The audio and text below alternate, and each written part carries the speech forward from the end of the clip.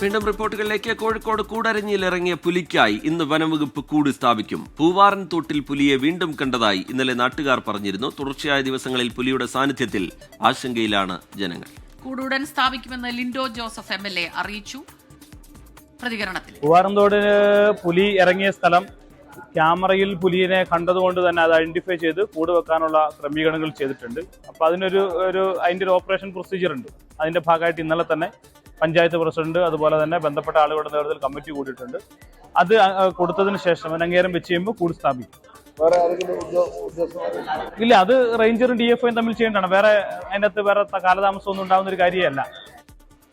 Sameer C. Muhammad ചേരുന്നുണ്ട് വിവരങ്ങളുമായി. സമീർ, ഈ കൂടരഞ്ഞിയിൽ ഇതിനു മുൻപും പുലി സാന്നിധ്യം കണ്ടിട്ടുണ്ടോ? സാധാരണ ഇപ്പോൾ വയനാട്ടിൽ നിന്നൊക്കെയുള്ള വിവരങ്ങൾ വരുമ്പോൾ സ്ഥിരമായി പുലി സാന്നിധ്യമൊക്കെ കാണുന്ന മേഖലയാണ്. കൂടരഞ്ഞിയിൽ അതെങ്ങനെയാണ്? ഇപ്പോൾ കൂട് സ്ഥാപിക്കുന്നത് ഉൾപ്പെടെ എന്തെല്ലാം കാര്യങ്ങളാണ് ചെയ്യാൻ ഉദ്ദേശിക്കുന്നത്? ഈ മഴയുടെ വല്ലാത്ത കനത്ത മഴ പെയ്യുമ്പോൾ അതിൻ്റെ ഒരു ആധിയുണ്ട് അവിടുത്തെ ജനങ്ങൾക്ക്. അതോടൊപ്പമാണ് ഇപ്പോൾ പുലി സാന്നിധ്യം. തീർച്ചയായും വലിയ ഒരു ആധിയിലാണ് പ്രദേശവാസികൾ. മഴക്കെടുതിക്കൊപ്പം തന്നെയാണ് ഇപ്പോൾ പുലിഭീതിയും. ഏതാനും ദിവസങ്ങളായി തുടർച്ചയായി പുലിയെ കാണുന്നു എന്നതാണ് ആശങ്ക വർദ്ധിപ്പിക്കുന്നത്. കഴിഞ്ഞ ദിവസം വിലങ്ങുപാറ സ്വദേശിയായിട്ടുള്ള ബാബുവിൻ്റെ വീടിനോട് ചേർന്നാണ് പുലിയെ കണ്ടത്. അവിടെയുള്ള CCTV ദൃശ്യങ്ങൾ പുറത്തു വരികയും ചെയ്തിരുന്നു. വിശദമായിട്ടുള്ള പരിശോധനയിൽ പുലിയെ തന്നെയാണ് എന്ന് വനംവകുപ്പ് ഉദ്യോഗസ്ഥർ സ്ഥിരീകരിക്കുകയും ചെയ്തു. അതിന് പിറകെയാണ് ഇന്നലെ രാത്രി 9 മണിയോട് കൂടിയാണ് വീണ്ടും പുലിയെ കണ്ടത്. അവിടെ റിസോർട്ടിലേക്ക് പോവുകയായിരുന്ന ആ വേളയിലാണ് ബൈക്ക് യാത്രയിലാണ് പുലിയെ കണ്ടത്. ഏതായാലും ഇതുമായി ബന്ധപ്പെട്ടുള്ള നടപടികളിലേക്ക് വനംവകുപ്പ് ഉദ്യോഗസ്ഥർ നീങ്ങിയിട്ടുണ്ട്. അവിടേക്ക് ഇപ്പോൾ പൂവാറന്തോട് മേഖലയിലേക്ക് ഒരു കൂട് കൊണ്ടുവന്ന് സ്ഥാപിക്കാനുള്ള നടപടിക്രമങ്ങളാണ് പുരോഗമിക്കുന്നത്. ഇന്ന് തന്നെ സ്ഥാപിക്കും എന്നാണ് വ്യക്തമാവുന്നത്.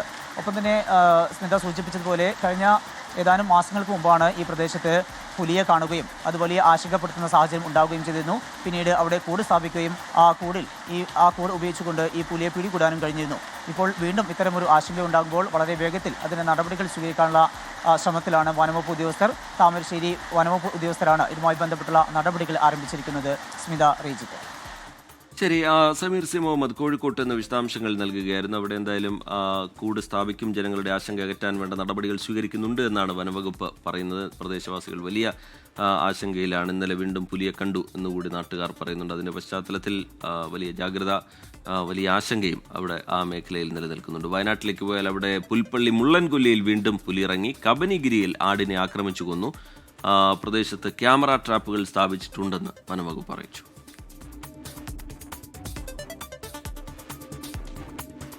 മറ്റൊരു പ്രധാനപ്പെട്ട വാർത്തയിലേക്ക് കടക്കുകയാണ്. ഡിജിറ്റൽ സർവകലാശാല താൽക്കാലിക വൈസ് ചാൻസലർ ഡോക്ടർ സിസ തോമസിന്റെ ഹർജിയിൽ ഹൈക്കോടതി ഇന്ന് വിധി പറയും. പെൻഷൻ ഉൾപ്പെടെയുള്ള വിരമിക്കൽ ആനുകൂല്യം തടഞ്ഞ നടപടി ചോദ്യം ചെയ്തു നൽകിയ ഹർജിയിലാണ് ഹൈക്കോടതി വിധി. ജസ്റ്റിസുമാരായ A. മുഹമ്മദ് മുഷ്താഖ്, ജോൺസൺ ജോൺ എന്നിവർ ഉൾപ്പെട്ട ഡിവിഷൻ ബെഞ്ചാണ് ഹർജിയിൽ വിധി പറയുക. ജീവനക്കാരുടെ ബാധ്യതകൾ ഉൾപ്പെടെയുള്ളവയിൽ അവർ വിരമിക്കും മുമ്പ് സർക്കാർ തീരുമാനം എടുക്കണം എന്നായിരുന്നു ഹൈക്കോടതി ഉയർത്തിയ വിമർശനം. സിസ തോമസിന്റെ വിരമിക്കൽ ആനുകൂല്യങ്ങൾ നൽകാത്തതിൽ 2 വർഷമായി സർക്കാർ എന്താണ് അന്വേഷിക്കുന്നത് എന്നുള്ള ചോദ്യവും കഴിഞ്ഞ ദിവസം ഹൈക്കോടതിയുടെ ഭാഗത്തുനിന്നുണ്ടായിരുന്നു. ചുമതല ഏറ്റെടുക്കുന്നതിന് മുൻപായി മാതൃസ്ഥാപനത്തെയും വകുപ്പിനെയും സിസ തോമസ് അറിയിച്ചില്ല എന്നായിരുന്നു സർക്കാർ ഹൈക്കോടതിയിൽ നൽകിയ പ്രാഥമിക മറുപടി. ഗവർണറുടെ ഉത്തരവിന്റെ മാത്രം പിൻബലത്തിലാണ് സിസ തോമസ് ഡിജിറ്റൽ VCയുടെ ചുമതല ഏറ്റെടുത്തതെന്നുമാണ് സർക്കാർ ഹൈക്കോടതിയെ അറിയിച്ചത്. തിരുവനന്തപുരം കിളിമാനൂരിൽ വാഹനമിടിച്ച് കാൽനട യാത്രക്കാരൻ മരിച്ച സംഭവത്തിൽ പ്രതികൾക്കായി പോലീസിന്റെ അന്വേഷണം തുടരുന്നു. ഇന്നലെ രാത്രിയാണ് കിളിമാനൂർ നഗരൂർ റൂട്ടിൽ മധ്യവയസ്കനെ ഇടിച്ചിട്ട ശേഷം കാർ യാത്രക്കാർ കടന്നുകളഞ്ഞത്. കിളിമാനൂർ ചെങ്കിക്കുന്ന് സ്വദേശി നന്ദകുമാറാണ് മരിച്ചത്. ഇടിച്ച വാഹനത്തിൽ നിന്ന് ഒരാൾ പുറത്തിറങ്ങി റോഡിൽ കിടന്ന നന്ദകുമാറിനെ തട്ടിവിളിച്ചെങ്കിലും അനക്കമില്ലെന്ന് ഉറപ്പിച്ചതോടെ വാഹനത്തിൽ കയറി കടന്നുകളയുകയായിരുന്നു. പിന്നിൽ വന്ന വാഹനത്തിന്റെ ക്യാമറയിൽ പതിഞ്ഞ ദൃശ്യങ്ങൾ 24 ആണ് പുറത്തുവിട്ടത്. പ്രദേശത്തെ CCTV ദൃശ്യങ്ങൾ ഉൾപ്പെടെ പോലീസ് ശേഖരിക്കുന്നുണ്ട്. ശക്തമായ മഴയും പ്രദേശത്തെ വൈദ്യുതി തടസ്സവുമാണ് പ്രതിസന്ധി. ഇനി മറ്റു ചില കേരള വാർത്തകൾ ചുരുക്കത്തിൽ. സംസ്ഥാനത്തെ സിവിൽ കോടതി ജീവനക്കാർ ജൂൺ 2 മുതൽ 8 വരെ കറുത്ത ബാഡ്ജ് അണിഞ്ഞ് പ്രതിഷേധ സമരത്തിലേക്ക്. നിയമന നിരോധനം, താൽക്കാലിക പ്രമോഷൻ നിയന്ത്രണം, ഷെട്ടി കമ്മീഷൻ പ്രകാരമുള്ള ഇൻക്രിമെന്റ് തടഞ്ഞുവയ്ക്കൽ തുടങ്ങിയ കാരണങ്ങൾ ഉന്നയിച്ചാണ് പ്രതിഷേധം. കൊല്ലം ഇടമുളയ്ക്കൽ പഞ്ചായത്തിൽ കാട്ടുപന്നി ശല്യം രൂക്ഷം. വാളകം, തണിച്ചാൽ, തടിക്കാട് മേഖലകളിൽ കാട്ടുപന്നി ശല്യം രൂക്ഷമായിട്ടും പരിഹാരമുണ്ടാകുന്നില്ല. വാഹനങ്ങൾക്ക് കുറുകെ ചാടിയുള്ള അപകടം പതിവാണ്. പത്തനംതിട്ട ഇരുവെള്ളിപ്രയിലെ റെയിൽവേ അടിപ്പാത വീണ്ടും അടച്ചു. മണിമലയാറ്റിൽ നിന്നുള്ള വെള്ളം കയറാതിരിക്കാൻ നടത്തിയ നിർമ്മാണത്തിലെ അപാകതയാണ് പ്രശ്നത്തിന് കാരണം. റെയിൽവേ അടിപ്പാത പൂർണ്ണമായി വെള്ളത്തിൽ മുങ്ങിയതോടെ കിലോമീറ്ററുകളധികം സഞ്ചരിക്കേണ്ട ഗതികേടിലാണ് യാത്രക്കാർ. സഞ്ചാരികൾക്ക് ഭീഷണിയായി നിന്നിരുന്ന കുമളി ആനവച്ചാൽ തേക്കടി റോഡിലെ മുളകൾ വെട്ടിമാറ്റി. വനവകുപ്പിന്റെ ഉടമസ്ഥതയിലുള്ള ഭൂമിയിൽ നിന്നാണ് മുളകൾ മുറിച്ചു നീക്കിയത്. ഉണങ്ങി നിന്ന മുള വീണ് യാത്രക്കാരന് കഴിഞ്ഞ ദിവസം പരിക്കേറ്റിരുന്നു. കാലവർഷം കനത്തതോടെ കല്ലായിപ്പുഴയിലെ ചെളി നീക്കി ആഴം കൂട്ടാനുള്ള പ്രവർത്തനങ്ങൾ താൽക്കാലികമായി നിർത്തി. കടൽ പ്രക്ഷുബ്ധമായതോടെയാണ് പ്രവൃത്തി മുന്നോട്ട് കൊണ്ടുപോകാൻ സാധിക്കാതെ വന്നത്. സെപ്റ്റംബർ 15 ശേഷം പ്രവർത്തനം പുനരാരംഭിക്കും. ഇനി കായിക വാർത്തകളിലേക്കാണ് നോക്കാം. IPL വിശേഷങ്ങൾ.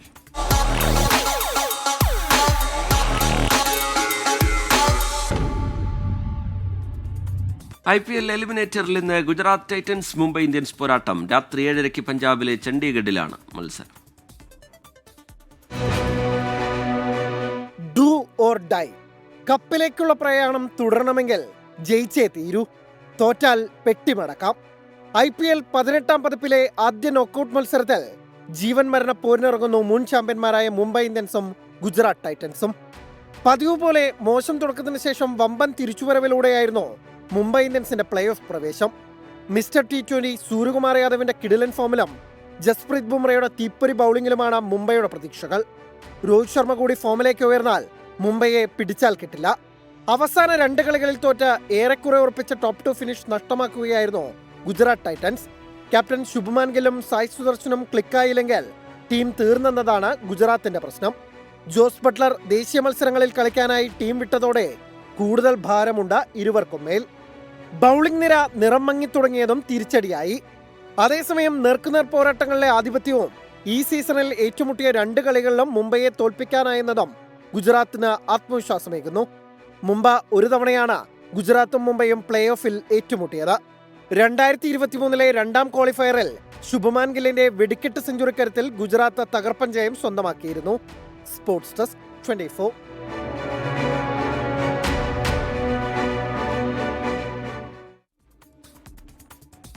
ഇനി മറ്റു ചില കായിക വാർത്തകളിലേക്ക്.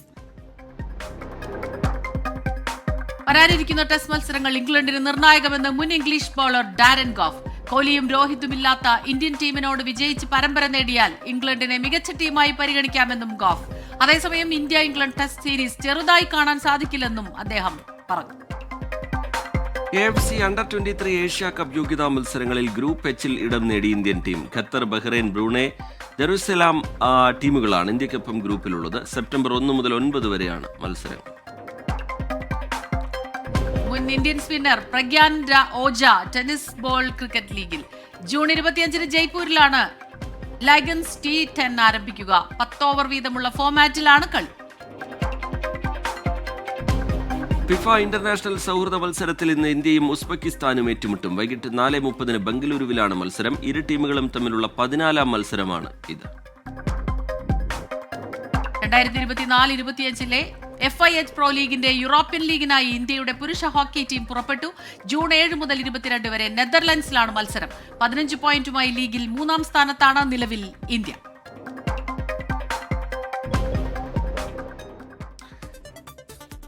KLM ആക്സിവ ഫിൻവെസ്റ്റ് രജത ജൂബിലി ആഘോഷങ്ങൾ സിനിമാ താരവും നർത്തകിയുമായി ഹേമ മാലിനി MP ഉദ്ഘാടനം ചെയ്തു. കൊച്ചിയിൽ വെച്ച് നടന്ന ആഘോഷ പരിപാടിയിൽ സമൂഹത്തിന്റെ വിവിധ തുറകളിൽ നിന്നുള്ള പ്രമുഖർ പങ്കെടുത്തു. ഫിനാൻഷ്യൽ ലിറ്ററസി മിഷനും കമ്പനി ഔപചാരികമായി തുടക്കം കുറിച്ചു.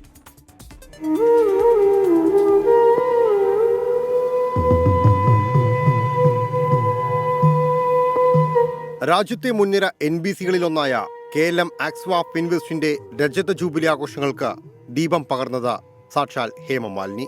I deeply appreciate your core business values and your dedication to corporate social responsibility, that's CSR funds.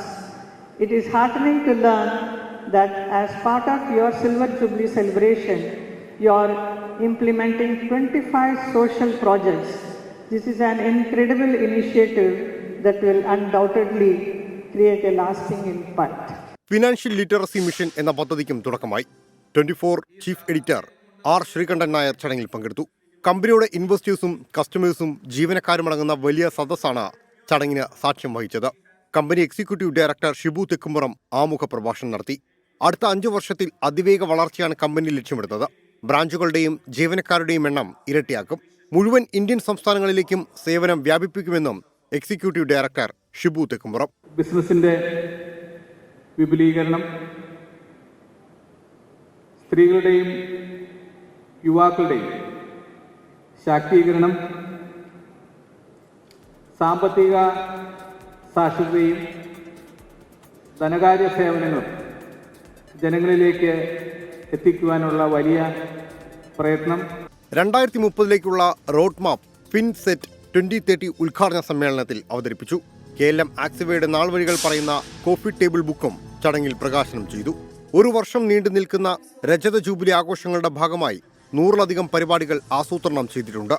RBI മുൻ executive director S. Ganesh Kumar, മുൻ അംബാസിഡറും KLM ആക്സിവ ചെയർമാനുമായ TP Srinivasan IFS, Thomas Mathew IAS, director board അംഗങ്ങൾ എന്നിവരും പങ്കെടുത്തു.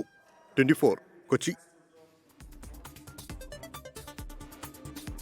ഇസ്രായേൽ ഹമാസ് വെടിനിർത്തലിന് അമേരിക്ക മുന്നോട്ട് വെച്ച നിർദ്ദേശങ്ങൾ ഇസ്രായേൽ അംഗീകരിച്ചതായി വൈറ്റ് ഹൌസ്. എന്നാൽ നിർദ്ദേശം പഠിച്ചതിനു ശേഷം പ്രതികരിക്കുമെന്ന് ഹമാസിന്റെ പ്രതികരണം. വെടിനിർത്തലിനായി ഹമാസുമായി ചർച്ചകൾ പുരോഗമിക്കുകയാണെന്ന് white house press secretary Karoline Leavitt. വ്യാപാര യുദ്ധത്തിന് പിന്നാലെ ചൈനീസ് വിദ്യാർത്ഥികൾക്ക് വിസ നിഷേധിക്കുന്നതിൽ ന്യായീകരണവുമായി അമേരിക്കയിലെ ക്യാമ്പസുകളെ ചൈനീസ് സ്വാധീനത്തിലാക്കാൻ ശ്രമം നടക്കുന്നതായി സ്റ്റേറ്റ് സെക്രട്ടറി മാർക്കോ റൂബിയോ പറഞ്ഞു. വിസ പരിശോധനകൾ കർശനമാക്കാനും ട്രംപ് ഭരണകൂടം നിർദ്ദേശം നൽകി.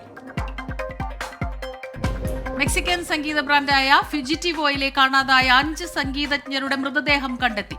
ടെക്സസ് മെക്സിക്കോ അതിർത്തിയിൽ നിന്നാണ് മൃതദേഹം കണ്ടെത്തിയത്. ഞായറാഴ്ച സംഗീത പരിപാടിക്ക് പോകുമ്പോഴാണ് 5 പേരെയും കാണാതായത്. സമാധാന ചർച്ചകൾക്കുള്ള ശ്രമങ്ങളോട് UK-യിൽ പ്രതികരിക്കുന്നില്ല എന്ന ആരോപണവുമായി റഷ്യ. ജൂൺ 2 ഇസ്താംബൂളിൽ നേരിട്ട ചർച്ച നിശ്ചയിച്ചിരിക്കുകയാണ് റഷ്യയുടെ ആരോപണം. അതേസമയം ചർച്ചയെക്കുറിച്ചുള്ള റഷ്യൻ അജണ്ട നേരത്തെ വ്യക്തമാക്കണമെന്ന് യുക്രൈൻ ആവശ്യപ്പെട്ടു. കാനഡയിൽ കാട്ടുതീ പടരുന്നു. സസ്കാച്ചൻ മേഖലയിൽ പടർന്ന കാട്ടുതീ മറ്റ് പ്രവിശ്യകളിലേക്ക് കൂടി വ്യാപിക്കുകയാണ്. ഇതിനോടകം 17,000 ആളുകളോട് മാറി താമസിക്കാൻ നിർദ്ദേശിച്ചിട്ടുണ്ട്. 4,000 പേരെ മാറ്റി പാർപ്പിച്ചെന്നാണ് വിവരം. ഇനി നോക്കാം ചില അറിയിപ്പുകൾ. കൊച്ചി ഏലൂർ ഓൺസൈറ്റ് എമർജൻസി പ്ലാനിന്റെ ഭാഗമായി ഇന്ന് ഉച്ചകഴിഞ്ഞ് 2:30 ഫാക്ട് കൊച്ചിൻ ഡിവിഷൻ അമ്പലമേടിൽ മോക്ക് ഡ്രിൽ നടത്തും. ഇതിന്റെ ഭാഗമായി എമർജൻസി സൈറൻ മുഴങ്ങുകയും ഫയർ എഞ്ചിനുകൾ പ്രവർത്തിക്കുകയും ചെയ്യും. പൊതുജനങ്ങൾ ഇതിൽ പരിഭ്രാന്തരാകരുതെന്ന് ഫാക്ട് അധികൃതർ അറിയിച്ചു. സംസ്ഥാന വിവരാവകാശ കമ്മീഷണർ ഇന്ന് എറണാകുളം ഗസ്റ്റ് ഹൌസിൽ നടത്താനിരുന്ന പൊതു തെളിവെടുപ്പ് മാറ്റി. പുതുക്കിയ തീയതി പിന്നീട് അറിയിക്കും. കേരള തീരത്ത് കള്ളക്കടൽ പ്രതിഭാസത്തിന് സാധ്യതയുള്ളതിനാൽ ഇന്ന് രാത്രി 8:30 വരെ ഓറഞ്ച് മുന്നറിയിപ്പ് പ്രഖ്യാപിച്ചു. മത്സ്യത്തൊഴിലാളികൾ കടലിൽ പോകുന്നതിനും ബീച്ചുകൾ കേന്ദ്രീകരിച്ചുള്ള വിനോദ പരിപാടികളും ഒഴിവാക്കാൻ നിർദ്ദേശം. ഉയർന്ന തിരമാലകൾക്കും കടലേറ്റത്തിനും സാധ്യതയുണ്ടെന്ന് സമുദ്ര പഠന ഗവേഷണ കേന്ദ്രം അറിയിച്ചു.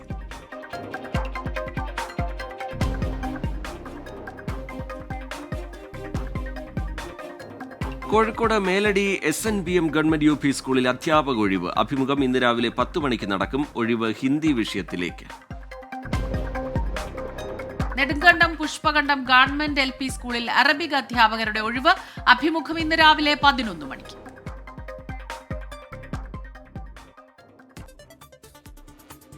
മറ്റൊരു റിപ്പോർട്ടിലേക്ക്. പഞ്ചാബ്, ജമ്മുകശ്മീർ, രാജസ്ഥാൻ, ഗുജറാത്ത് എന്നീ സംസ്ഥാനങ്ങളിൽ നാളെ സുരക്ഷാ ഡ്രിൽ നടക്കും. കൺട്രോൾ റൂം, വ്യോമാക്രമണ മുന്നറിയിപ്പ്, അതുപോലെ സിവിൽ ഡിഫൻസ് എന്നിവയിലാണ് ഡ്രിൽ നടക്കുക. ആഭ്യന്തരമന്ത്രി അമിത്ഷായുടെ ജമ്മു സന്ദർശനം തുടരുകയാണ്. ഇന്ന് പൂഞ്ചിൽ പാകിസ്ഥാൻ ഷെല്ലാക്രമണത്തിൽ തകർന്ന ഗുരുദ്വാര സന്ദർശിക്കും. ബൽറാം നെടുങ്ങാടി ചേരുന്നുണ്ട് ഡൽഹിയിൽ നിന്ന് വിവരങ്ങളുമായി. Balram, good morning. പറയൂ ബൽറാം, വിവരങ്ങൾ. Very good morning Smitha, Rejith. ഈ പാകിസ്ഥാനിലെ ഷെല്ലാക്രമണത്തിൽ തകർന്ന ഗുരുദ്വാര അടക്കമുള്ള ഇടങ്ങളിലാണ് ആഭ്യന്തരമന്ത്രി അമിത്ഷാ ഇന്ന് സന്ദർശനം നടത്തുന്നത്. പ്രധാനമായും അദ്ദേഹം ഈ ദുരന്ത ബാധിതരുമായി അദ്ദേഹം കൂടിക്കാഴ്ച നടത്തുന്നുണ്ട്. അവർക്കുള്ള സഹായ പദ്ധതികൾ, വീട് പുനർനിർമ്മിക്കുന്നതിന് ആവശ്യമായ നടപടികൾ ഉൾപ്പെടെയുള്ളവയുടെ പുരോഗതി അദ്ദേഹം വിലയിരുത്തുന്നുണ്ട്. കഴിഞ്ഞ ദിവസം ആഭ്യന്തരമന്ത്രിയുടെ നേതൃത്വത്തിൽ ഒരു സുരക്ഷാ അവലോകന യോഗം ജമ്മുവിൽ ചേർന്നിരുന്നു. Jammu Kashmir lieutenant lieutenant governor Manoj Sinha അടക്കമുള്ള ഉന്നതർ പങ്കെടുത്ത ഈ യോഗത്തിൽ അമർനാഥ് തീർത്ഥയാത്രയുടെ മുന്നൊരുക്കങ്ങളാണ് പ്രധാനമായും ചർച്ചയായത്. ഒപ്പം തന്നെ നിലവിലുള്ള സുരക്ഷാ സാഹചര്യങ്ങളിലും ചർച്ചയായിട്ടുണ്ട് ഈ യോഗത്തിൽ. അതേസമയം ഇന്നലെ വൈകിട്ട് 5 മണിക്ക് നടത്താനിരുന്ന മോക്ക് ഡ്രില്ലാണ് നാളെ വൈകിട്ട് 5 മണിയിലേക്ക് മാറ്റിവെച്ചിരിക്കുന്നത്. ഭരണപരമായ കാരണങ്ങളെ തുടർന്നാണ് ഇന്നലത്തെ മോക്ക് ഡ്രിൽ മാറ്റിവെച്ചത്. പാകിസ്ഥാനുമായി അതിർത്തി പങ്കിടുന്ന 4 സംസ്ഥാനങ്ങൾക്ക് പുറമെ ഹരിയാനയും കേന്ദ്രഭരണ പ്രദേശമായ ചണ്ഡീഗഡിലുമാണ് മോക്ക് ഡ്രില്ലുകൾ നേരത്തെ പ്രഖ്യാപിച്ചിരുന്നത്. പഞ്ചാബ്, ജമ്മു കശ്മീർ, രാജസ്ഥാൻ, ഗുജറാത്ത് എന്നീ സംസ്ഥാനങ്ങളിൽ നാളെ മോക്ക് ഡ്രിൽ നടത്തും എന്ന് പ്രഖ്യാപിച്ചിട്ടുണ്ട്.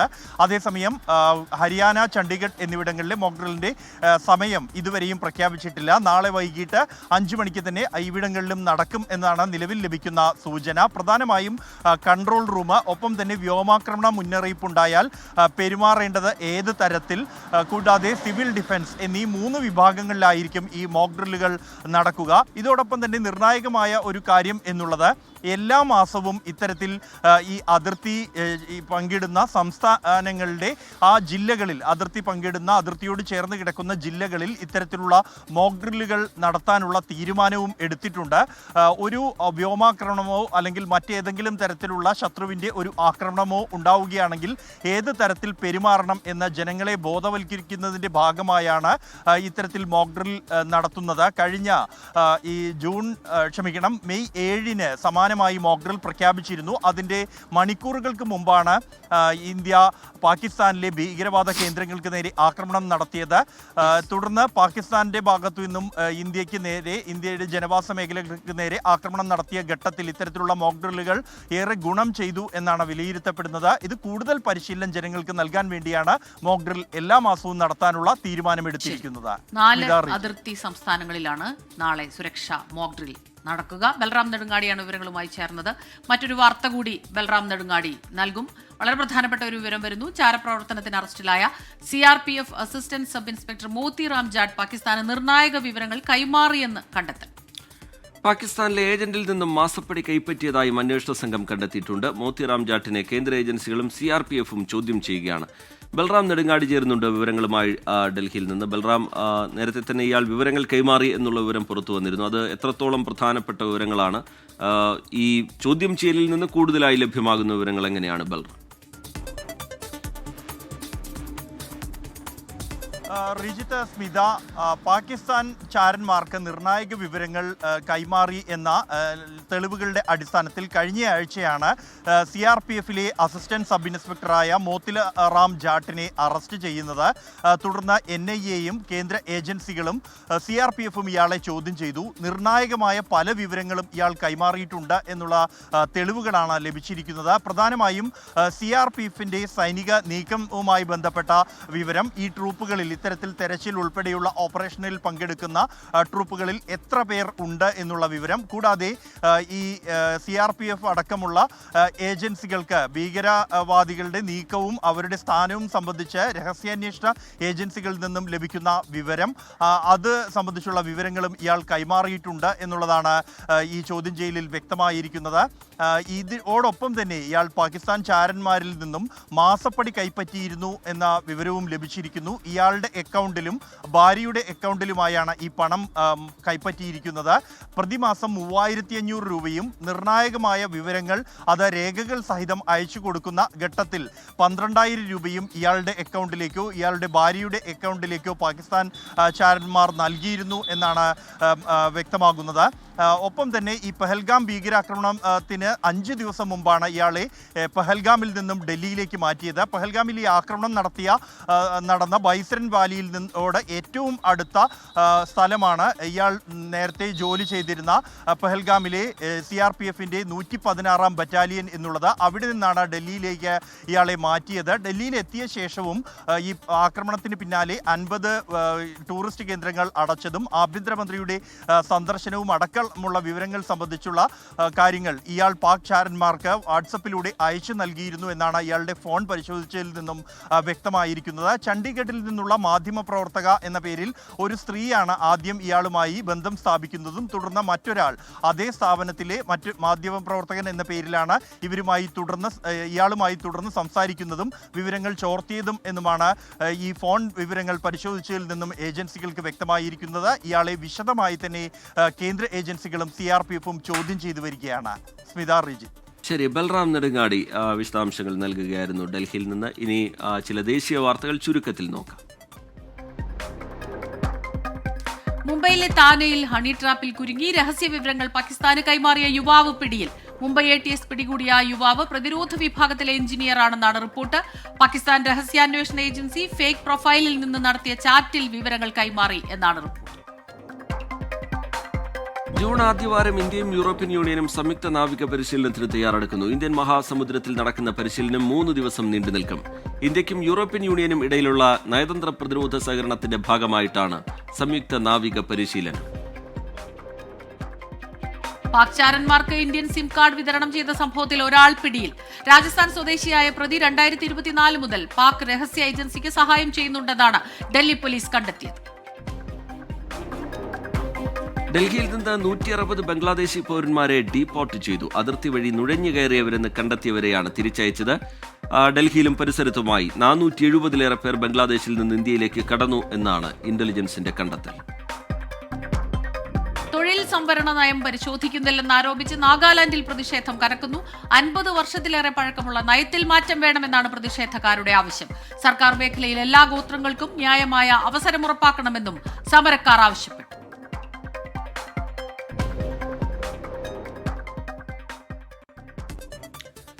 ചരക്ക് കപ്പൽ അപകടത്തിൽ കണ്ടെയ്നറുകൾ കണ്ടെത്താൻ ഇന്ന് സോണാർ സർവേ ആരംഭിക്കും. 643 കണ്ടെയ്നറുകൾ ഉണ്ടായിരുന്നതിൽ 100-ലധികം കണ്ടെയ്നറുകളാണ് കടലിൽ വീണത്. ഇതിൽ 54 കണ്ടെയ്നറുകൾ കരക്കടിഞ്ഞിട്ടുണ്ട്. ബാക്കിയുള്ളവ കണ്ടെത്താനുള്ള പരിശോധന ശക്തമാക്കും. സലിം മാലിക്കാണ് ചേരുന്നത് തിരുവനന്തപുരത്ത് നിന്ന് വിവരങ്ങളുമായി. സലിം, ഇത് എപ്പോഴാണ് ഈ പരിശോധന, സോണാർ പരിശോധനകൾ തുടങ്ങുക?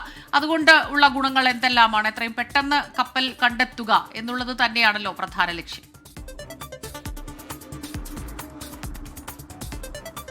റീജിയത്തിൽ നിന്ന് പുലർച്ചെ മുതൽ തന്നെ സോണാർ സർവേ ആരംഭിക്കും. കാലാവസ്ഥ പ്രതികൂലമാകുന്നതിന്റെ പ്രശ്നങ്ങളുണ്ട്, പക്ഷേ എങ്കിലും സോണാർ സർവേ അതുമായി ബന്ധപ്പെട്ട് തന്നെ മുന്നോട്ട് പോകും എന്നുള്ളതാണ് അറിയിച്ചിരിക്കുന്നത്. നിലവിൽ 643 കണ്ടെയ്നറുകളായിരുന്നു ഉണ്ടായിരുന്നത്. ആ കപ്പലിൽ ഉണ്ടായിരുന്നതിൽ 100-ലധികം കണ്ടെയ്നറുകളാണ് കടലിലേക്ക് വീണത് എന്നുള്ളതാണ് വിവരം. അതിൽ 54 കണ്ടെയ്നറുകൾ കണ്ടെത്തിയിട്ടുണ്ട്. ഒപ്പം തന്നെ ചില കണ്ടെയ്നറുകൾ, ഭാരം കൂടിയ ചില കണ്ടെയ്നറുകൾ അത് കടലിലെ അടിയിലേക്ക് തന്നെ താഴ്ന്നു പോയിട്ടുണ്ടാകാം എന്നുള്ളതാണ് വിലയിരുത്തൽ. അങ്ങനെയെങ്കിൽ അതിൽ വലിയ ആശങ്കപ്പെടേണ്ട സാഹചര്യമില്ല. ബാക്കി ഇപ്പോഴും എവിടെയെങ്കിലും ഒഴുകി നടക്കുന്ന കണ്ടെയ്നറുകൾ ഉണ്ടെങ്കിൽ അത് കണ്ടെത്തുക എന്നുള്ളതാണ് പ്രധാനപ്പെട്ട ലക്ഷ്യം. മാത്രമല്ല, ഇനി സംസ്ഥാന സർക്കാരിന്റെ മുൻപിലും വിവിധ കടമ്പകളുണ്ട്. അതിലേറ്റവും പ്രധാനപ്പെട്ട കാര്യം നഷ്ടപരിഹാര ക്ലെയിമുമായി ബന്ധപ്പെട്ടുള്ളതാണ്. ഈ കടലിൽ വീണ കണ്ടെയ്നറുകൾ ആരുടേത്, എന്തിൻ്റേത് എന്നതുൾപ്പെടെയുള്ള കാര്യങ്ങൾ പരിഗണിച്ച് അതിനുശേഷം അതിലെ നഷ്ടപരിഹാര ക്ലെയിം രജിസ്റ്റർ ചെയ്യേണ്ടതുണ്ട്. അതിനുള്ള നടപടികൾ ആരംഭിച്ചിട്ടുണ്ട്. മാത്രമല്ല, ഇന്നലെ റവന്യൂ മന്ത്രിയും ഫിഷറീസ് മന്ത്രിയും 2 വകുപ്പുകളിലെയും ഉദ്യോഗസ്ഥരും ചേർന്നൊരു യോഗം ചേർന്നിരുന്നു. ആ യോഗത്തിൽ സ്ഥിതിഗതികൾ വിലയിരുത്തിയിട്ടുണ്ട്. വലിയ ആശങ്കപ്പെടേണ്ട ഒരു സാഹചര്യമില്ല എങ്കിൽ പോലും വലിയ ജാഗ്രത പാലിക്കണം എന്നുള്ളതാണ് ഇന്നലെ ഉണ്ടായ ഒരു നിർദ്ദേശം. അതിലേറ്റവും പ്രധാനപ്പെട്ട കാര്യം, നിലവിലുള്ള ഈ കടലിൽ തീരത്ത് പല സ്ഥലങ്ങളിലായി അടിഞ്ഞിരിക്കുന്ന എണ്ണപ്പാട ഉൾപ്പെടെയുള്ളവ കണ്ടാൽ അതിൽ ഏതെങ്കിലും നിലയിൽ അധികൃതരെ വിവരമറിയിക്കുക എന്നുള്ളത് മാത്രമാണ് ചെയ്യാനുള്ളത്. മത്സ്യത്തൊഴിലാളികൾ അതല്ലാതെ എടുത്തുചാട്ടം നടത്തരുത് എന്നുള്ളൊരു നിർദ്ദേശം നൽകിയിട്ടുണ്ട്. മാത്രമല്ല, കടലിൽ ഒഴുകി നടക്കുന്ന എന്തെങ്കിലും വസ്തുക്കൾ കണ്ടാൽ അതും സ്വന്തം നിലയിൽ എടുക്കുകയോ കപ്പലിലേക്ക് ബോട്ടിലേക്കോ വലിച്ച് കയറ്റുകയോ ചെയ്യരുത് എന്ന് പറഞ്ഞിട്ടുണ്ട്. അതും അധികൃതരെ വിവരം അറിയിക്കുകയാണ് ചെയ്യേണ്ടത്. അതിനുശേഷം കൈക്കൊള്ളേണ്ട നടപടികൾ അവർ തന്നെ കൈക്കൊള്ളുകയും ചെയ്യും. 20 നോട്ടിക്കൽ മൈൽ, കടലിലെ 20 നോട്ടിക്കൽ മൈലിൽ മത്സ്യബന്ധനം പാടില്ല എന്നുള്ളൊരു ഉത്തരവ് കൂടി നൽകിയിട്ടുണ്ട്. അതേസമയം മറ്റിടങ്ങളിൽ മത്സ്യബന്ധനമാവാം. നിലവിൽ മത്സ്യം കഴിക്കുന്നതിനുൾപ്പെടെയുള്ള ആശങ്ക സംസ്ഥാനത്ത് നിലനിൽക്കുന്നുണ്ട്. അതിൻ്റെ കാര്യമില്ല എന്നുള്ളത് കൂടി നിലവിലുണ്ട്. അതുമാത്രമല്ല, എണ്ണ പ്രതിരോധ വിദഗ്ധരുമായുള്ള ചർച്ചകളും സർക്കാരിൻ്റെ ഭാഗത്ത് നിന്ന് പുരോഗമിക്കുന്നുണ്ട്. വിവിധ സ്ഥലങ്ങളിൽ നിന്നുള്ള, ലോകത്ത് തന്നെയുള്ള വിവിധ ഇടങ്ങളിൽ നിന്നുള്ള അത്തരത്തിലുള്ള പ്രതിരോധ വിദഗ്ധരെ അതുമായി ബന്ധപ്പെട്ട ചർച്ച നടത്തുന്നുണ്ട്. ഇതിലെ ആശങ്കകൾ മുഴുവൻ പരിഹരിക്കുക എന്നുള്ളതാണ്. പ്രത്യേകിച്ചും സംസ്ഥാനത്തിന്റെ സവിശേഷ ദുരന്തമായി ഈ വിഷയത്തെ പ്രഖ്യാപിച്ചിട്ടുണ്ട്. നർഡിൽസ് എന്നറിയപ്പെടുന്ന ചെറിയ പ്ലാസ്റ്റിക് തരികളൊക്കെ കണ്ടെത്തിയ സാഹചര്യത്തിൽ ഒരു ചെറിയ ആശങ്ക നിലനിൽക്കുന്നുണ്ട്. പക്ഷേ ആ ആശങ്കയെ പരിഹരിക്കാനുള്ള വളരെ വേഗത്തിലുള്ള ശ്രമങ്ങളാണ് സർക്കാരിന്റെ ഭാഗത്തു നിന്നും നടക്കുന്നത്. സ്മിത. ശരി, സലീം മാലിക് വിശദാംശങ്ങൾ നൽകുകയായിരുന്നു. ഇനി എറണാകുളത്തേക്കാണ്. കടലാക്രമണം രൂക്ഷമായ കണ്ണമാലിയിൽ ശക്തമായ കാറ്റാണ് വീശുന്നത്. പ്രദേശവാസികൾ ആശങ്കയിലാണ്. ആൻമരിയ സണ്ണി ചേരുന്നുണ്ട് കൊച്ചിയിൽ നിന്ന് വിവരങ്ങളുമായി. അൻവരി, ആ ദൃശ്യങ്ങൾ നമുക്ക് കാണാം. വലിയ കാറ്റ് അനുഭവപ്പെടുന്നുണ്ട്. കഴിഞ്ഞ ദിവസവുമൊക്കെ അവിടെ കടലാക്രമണം ശക്തമായിരുന്നു. നാട്ടുകാരുടെ പ്രതിഷേധം, കാലങ്ങളായി അവർ അനുഭവിക്കുന്ന പ്രതിസന്ധി, അതിൻ്റെ ഒരു ഘട്ടത്തിൽ തന്നെ ജനപ്രതിനിധികളൊക്കെ നൽകുന്ന ഉറപ്പ് ഇതൊന്നും പാലിക്കപ്പെട്ടില്ല. തുടർന്ന് അവരുടെ ജീവിതം വലിയ പ്രതിസന്ധിയിലേക്ക് പോകുന്ന നിലയാണ്. എന്താണ് നാട്ടുകാർ പറയുന്നത് അൻവരി?